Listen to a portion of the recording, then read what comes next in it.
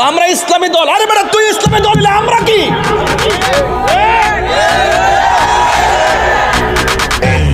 ইসলাম কি কোন গোষ্ঠীর জন্য আলাদা আসছে নাকি? সকল মুসলমানদের ধর্মের নাম কি?